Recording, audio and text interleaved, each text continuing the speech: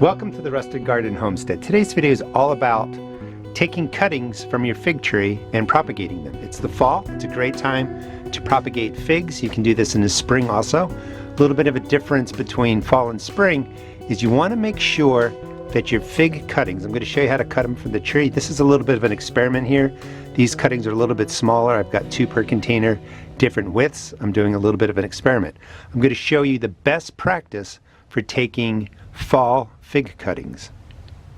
But the major difference is that in the spring I can leave the cuttings out here in my unheated greenhouse, and with time they're going to do their thing, they're going to root out, be ready to go. Fig cuttings like to be at about 75 degrees Fahrenheit, 24 degrees Celsius, pretty close to the perfect temperature, somewhere between 70 and 80 degrees Fahrenheit, so the house is a perfect temperature. You want soil temperature that's going to be at that 75 degree range, 24 degrees Celsius range. That's what's going to help stimulate the root growth. That's what's going to allow these to come out of dormancy and start growing. If I grow these, and they're going to have to go indoors, if I grow them through November, December, January, February, March, I'm going to have plants that are ready to go into the ground come spring. Now the whole key again is the warmth. Let me show you how to take the cuttings. It's pretty straightforward. Some of these are a little thin, but you want a cutting that's around a 1/2 inch or 1.25 centimeters. That's perfect. 8 to 12 inches long, that's what, 20 to 30 centimeters long. That's all you need. They go right into the soil with a little rooting hormone, and you kind of just let them go. These are my figs. I'm out roadside, so it might get a little bit noisy. I actually use these for figs, of course, and also to screen off the road. Chicago Hardy figs, highly recommend them. They produce figs on that year's growth. They can handle the freezing winters here in Maryland, temperatures that get well below 0 degrees Celsius, 32 degrees Fahrenheit. The wood doesn't die off, so it's just nice because these trees have been growing now for about 4 years, and they're a nice large size. I get tons of figs off of 3 trees basically. I want to take cuttings from wood that grew this year. Sometimes it's green, maybe a little bit brown. You don't want anything that's gray, you know, kind of looking like some of the stuff down there. That's older wood. You want the wood that grew basically through the summer this year. Again, you want the cuttings to be 8 to 12 inches long, 20 to 30 centimeters long, and you want them to have at least 2 nodes, right where my finger is, where leaves will grow out. About a 1/2 inch thickness, a little more, a little less is fine. That's 1.25 centimeters. And you're just looking for that new growth. Like this one's a little bit thin. And when they're thinner, that doesn't mean they're not going to grow. It just seems the thicker cuttings seem to do a little bit better. But you would want 1 node, 2 nodes, 3 nodes, 4 nodes, and we would give it a cut right down here. That's going to be the size that we want. The thickness of this branch is perfect, and it has 1, 2, 3, at least 4 nodes showing on there. That's perfect. I'm going to go down to the bottom node where I want to make my cut, and you can see the node right there. And a little bit below that, I'm just going to cut at an angle and give it a cut. For your fall fig cuttings, you're really waiting for the trees to start going dormant. So you wait for the first frost to come, the leaves to fall off, and the tree starting to go dormant. When we warm this up indoors, 75 degrees Fahrenheit, 24 degrees Celsius, when that soil is that warm, this guy's going to come back to life and it's going to start growing roots. The cut, you know, wasn't perfect because I was doing it one-handed, but that's okay. We want the cut at a diagonal. We want it to be below a root node, and then I'm going to take my knife and actually scar it, cut along here, and, you know, cut in just a little bit to scrape the bark away, get to the more center of the cutting right there. That's going to help give this places for roots to grow. The rooting hormone will be put around this. It's going to get dropped into the soil. So I need 23 more of these to set up my flat of 24. I have my 24 cuttings. Now they're not, you know, exactly 1/2 inch, 1.25 centimeters. That's just the range. Again, the thickness does help a little bit. If you're not worried about these getting dried out, you know, the thinner cuttings are going to work fine. I was sort of pruning my fig tree as I was going along too, so, you know, I didn't have access to every perfect thickness cutting that I wanted because I wanted to keep those on the tree. But I have my 24. It's really this easy. Just cut them at an angle.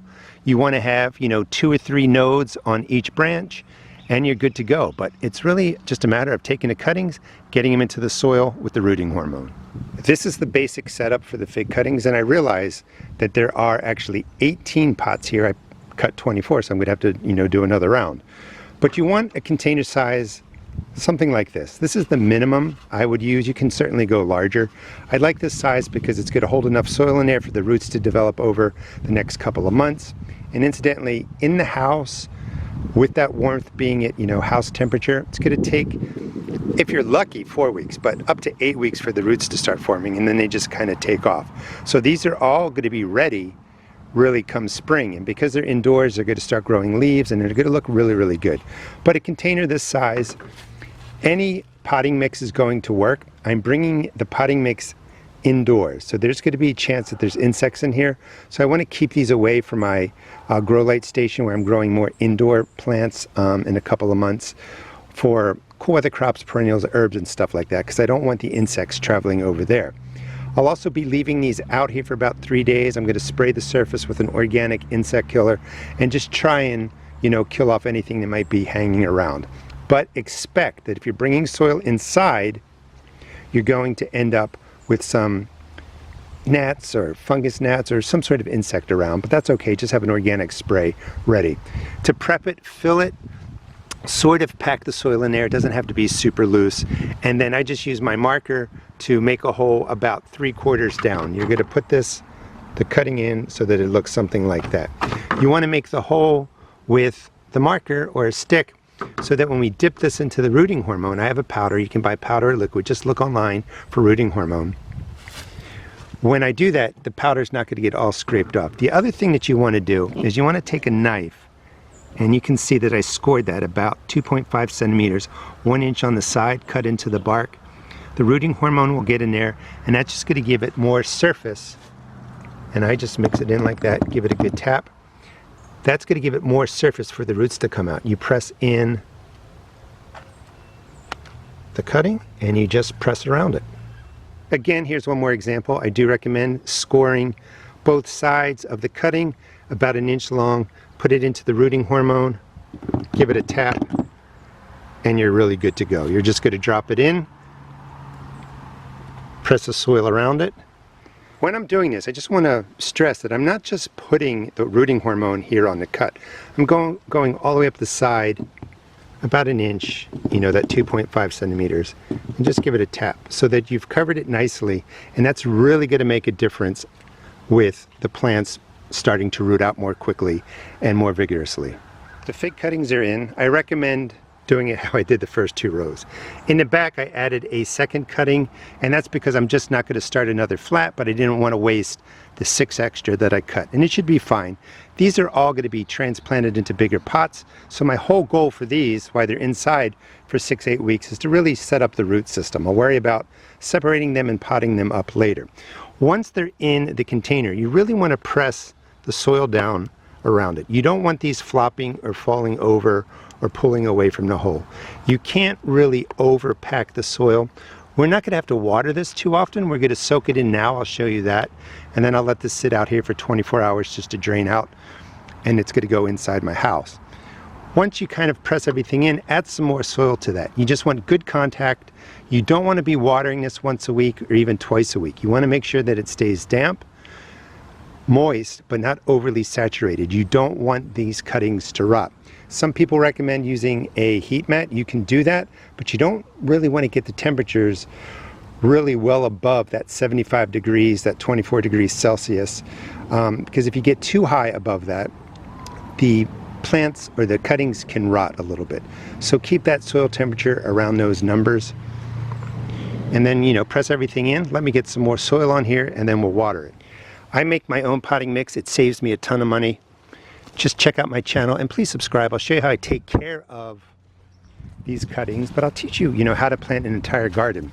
So making your own potting mix is going to save you a lot of money. These have already been pressed in once, and I'm just putting in a little bit more soil to fill any of the depressions, and these guys are going to be good to go. These guys are going to be good to go. That's what I'm trying to say. Now, the bottom is open, so I'm going to water them in real quick. I'll show you that. Let it drain well. Then it's going to go into this flat where the water's not going to drip all over my house when I go to water them.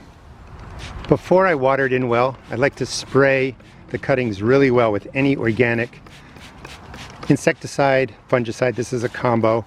Really, I prefer to soak in the top of the soil. This will kill on contact any kind of insects that are on there. Good, bad, ugly, doesn't matter. You don't want them in your house. Now, I do this more for a psychological reason. It does help. I like doing this before I water, thinking that some of the insecticide is going to wash into the soil, kill off any problems in there. I don't know if that's true, but you want to keep an eye on this. Bring in your organic spray into the house, maybe once a week, spray the soil.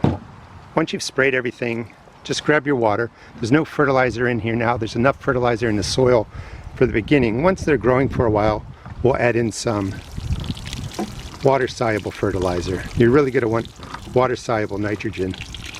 And you're just really soaking in the soil. Now, the bottom drains here, so I can't overdo this. And then I'd let this sit, I would let this sit for 24 hours, let it drain through. But I'm going to just take this right upstairs. Let it drain out, put it into your flat, bring it into your house for those warmer temperatures to keep that soil regulated where the cuttings want to be at. Lesson learned. So I cut these, that 12-inch, 30-centimeter size, but they were too tall to fit on the shelf that I wanted them to fit. So lesson being, make sure you cut them so they fit into the shelves. This rack I'm using for cuttings. It's by a south-facing window. Your cuttings don't need a tremendous amount of sun, just a little bit. When they get leaves and they're bigger and they're further along in the process, you can worry about the light then. But for right now, they're just going to sit here. It's where it's nice and warm. Soil temperature, again, it's going to be at that 75 degrees, 24 degrees Celsius. That should get them growing. I'll check these in 4 weeks. Please subscribe. Again, I'll show you how I take care of these, but I will show you how to take care of an entire garden in 2025. Starting in January, we'll be starting all kinds of seeds indoors, and then we'll be getting everything out into the garden come later March, beginning of April. And the last thing really is watering. You want this to stay damp. You don't want this to be sopping wet. It's going to probably rot some of your cuttings. A good success rate out of all of these, if 80% take hold, you're doing pretty good. I'm going to be bottom watering. I water the flat to about here. I fill the flat with water to about here. It's going to absorb the water from the bottom. If I tried watering from the top, that's going to splash everywhere and it's going to be a mess. By bottom watering, you also keep the top drier, reduces fungal issues, can reduce fungus gnat issues. More importantly, you don't have to water these except maybe every 2 to 4 weeks. You don't want to overdo it. The twigs are a nice thickness. The house is a good temperature. Everything should just be fine. Water a little bit less than you might think to start. Give them a chance to set up roots. Once they have roots, they're going to need more water. So in the beginning, somewhere between that 2 and 4 week range, probably closer to 3 or 4 weeks, because everything is soaked and, sopping wet. If you're in a dry area, maybe a little bit sooner than that. Here are some fig cuttings that were taken last spring. They've been up potted. They have massive root systems. They're just going to stay in my greenhouse over winter, and then they're going to go out into their spot in the garden. Again, I am looking for subscribers. Please subscribe. For November, December, and January, I'm going to be starting perennial flowers, perennial herbs, and taking cuttings and, predominantly using my greenhouse, except for cuttings that need, a warmer space. They're going to go right into my house. Please check out my seed shop at therustedgarden.com, and please check out my blog at therustedgardenblog.com. Thanks for watching.